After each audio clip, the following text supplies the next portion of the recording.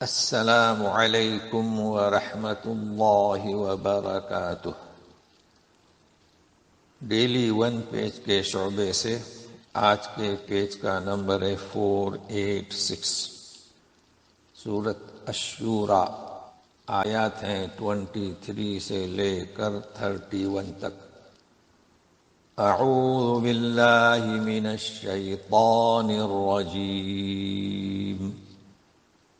ذلك الذي يبشر الله عباده الذين آمنوا وعملوا الصالحات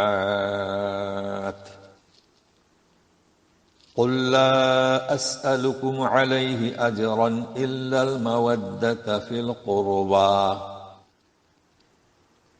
ومن يقترف حسنة نزد له فيها حسنا ان اللہ غفور شکور۔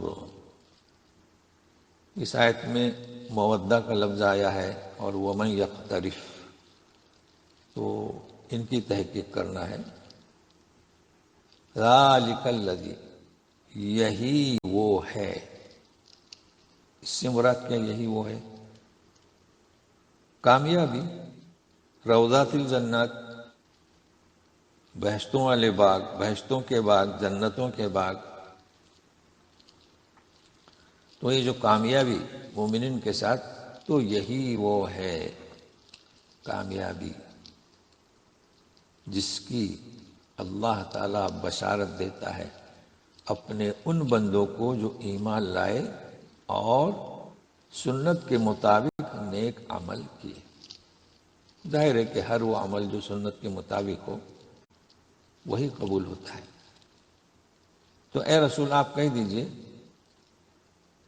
مشرکین مکہ، کفار مکہ سے کہ میں تو تم سے کوئی اجر، کوئی معاوضہ طلب نہیں کرتا، یعنی جو آپ دعوت دیتے ہیں، توحید کی طرف بلاتے ہیں، سوائے اس کے کہ رشتہ داری کی محبت۔ تو مودت متعدد بار آیا ہے، محبت بھی آیا ہے۔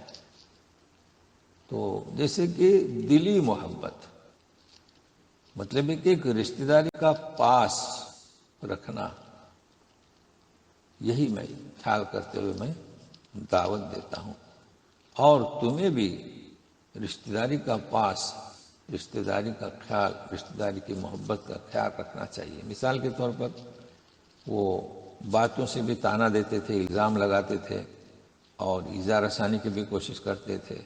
تو مطلب میں تو کچھ معاوضہ نہیں مانگتا، مگر تم رشتہ داری کا تو خیال رکھو کہ میں یہ رشتہ داری کا جو صلہ ہے وہ مانگتا ہوں کہ مجھے تکلیف نہ دو، ایذا نہ دو۔ وَمَن یقترف، جو کوئی نیکی کرے تو اس کی نیکیوں میں ہم نیکی بڑھا دیتے ہیں۔ یقیناً اللہ تعالیٰ بخشش کرنے والا اور قدر کرنے والا ہے۔ تو یہاں لفظ یقترف، دیکھو ایک لفظ ہے کسب، کمایا، نیکی کمائی، اکتسب کمایا، اور یقترف کمایا، یہ ہے کہ نیکی کی۔ تو کسب میں بھی کمانا اور اکتسب میں شدت کے ساتھ، اور یقترف مبالغہ کا صیغہ ہے، اور آخر میں غفور شکور، شکور یعنی قدر کرتا ہے۔ اللہ تبارک تعالیٰ ہم جو بھی کرتے ہیں نیکیاں، اس کی قدر کرتا ہے، اور رہا کہ اس میں کوئی لغزش ہو تو اسے درگزر کرتا ہے اس سے۔ اب کفار مکہ جو ایذا رسانی کرتے تھے، تکلیف دیتے تھے باتوں سے، تو سنیے گا۔ ام یقولون افترى علی اللہ کذبا فإن يشأ الله يختم على قلبك ويمحو الله الباطل ويحق الحق بكلماته إنه عليم بذات الصدور۔ دیکھیے، ام یقولون افترى على الله كذبا، ام یقولون، کیا وہ کہتے ہیں کفار مکہ کہ اس رسول نے اللہ پر جھوٹ باندھا؟ تو ظاہر ہے کہ استفہام انکاری، ایسا تو نہیں ہے لیکن یہ کہ مان لو اگر اللہ چاہتا یا اللہ چاہے تو اے رسول آپ کے دل پر مہر لگا دے، یعنی اگر ایسا ہوتا تو دل پر مہر لگا دیتا اور باطل کو مٹا دیتا اور اپنے حق کی باتوں کو وہ ثابت رکھتا ہے، اس لیے کہ وہ دلوں کے بھیدوں کو خوب جانتا ہے۔ مطلب یہ مثال دی جا رہی ہے، اگر کفار مکہ جو الزام لگا رہے ہیں ایسا ہوتا تو ظاہر ہے کہ ہم مہر لگا دیتے، یعنی اگر آپ قرآن جو ہے جھوٹا پیش کرتے تو ہم مہر لگا دیتے، اور باطل کو اللہ تعالیٰ ہمیشہ مٹا دیتا ہے اور کلمات حق کو ثابت رکھتا ہے۔ تو چونکہ یہ کلام پاک حق ہے اسے ثابت رکھا ہے، اور اللہ تعالیٰ دلوں کے بھیدوں کو خوب جانتا ہے کہ کون جھوٹا ہے کون سچا اور پکا ہے۔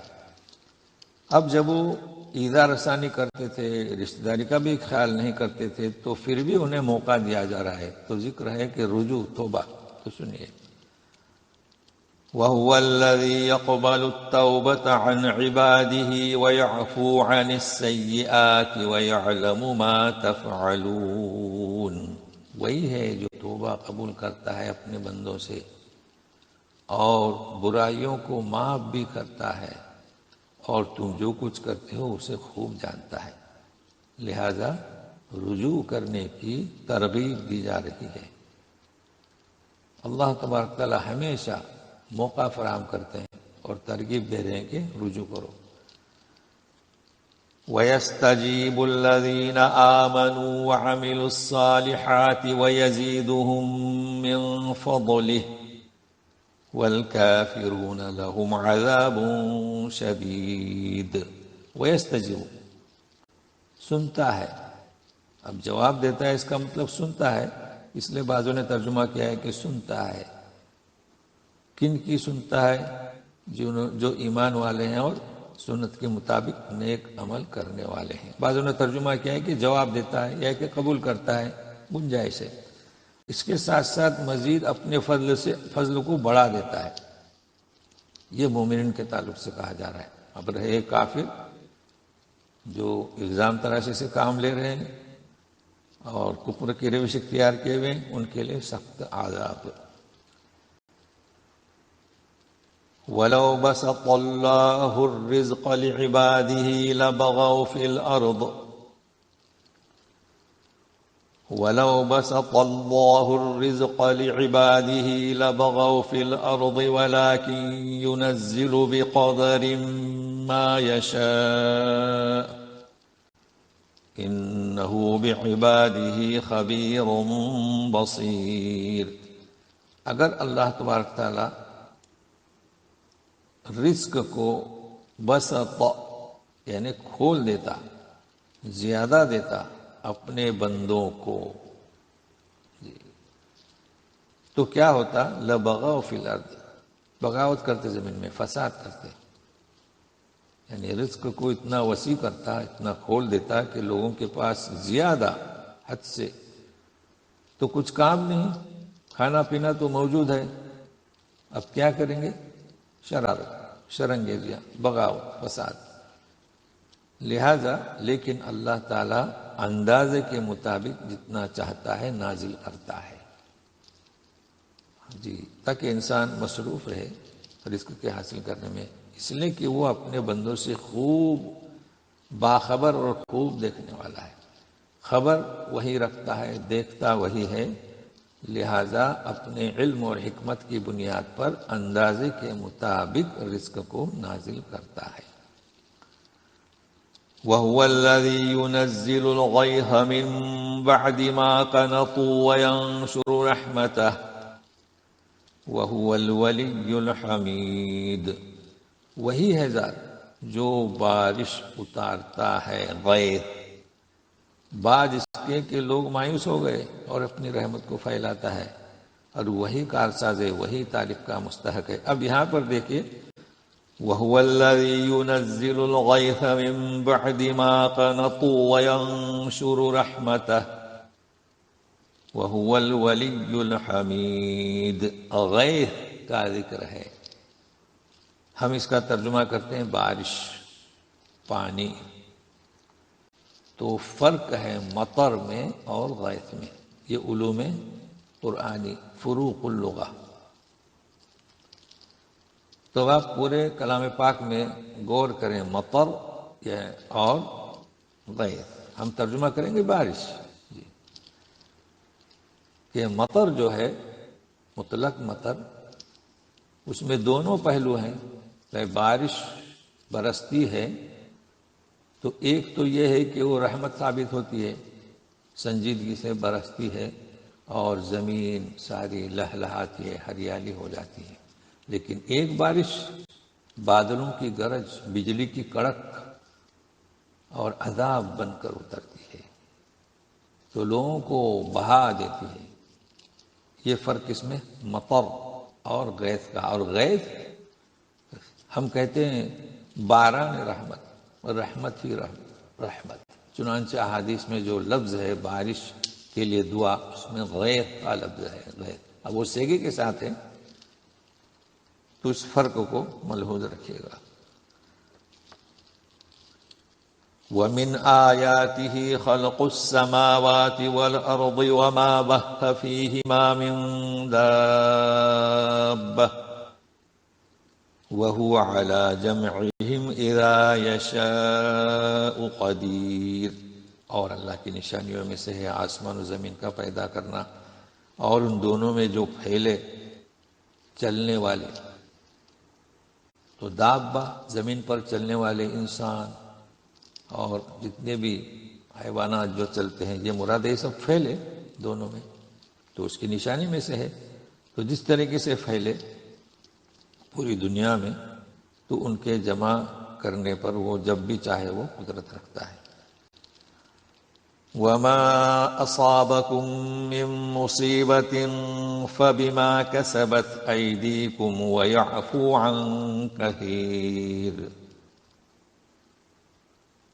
جو کچھ بھی تمہیں کوئی تکلیف پہنچے تو تمہارے اپنے ہاتھوں کے کرتوت، یعنی اپنے برے عمل کے سبب، اور بہت سے گناہوں سے وہ درگزر کرتا ہے. مطلب جو مصیبت پہنچی ہے وہ تمہارے کرتوتوں کی مکمل سزا نہیں، کچھ جی، اور درگزر کرتا ہے.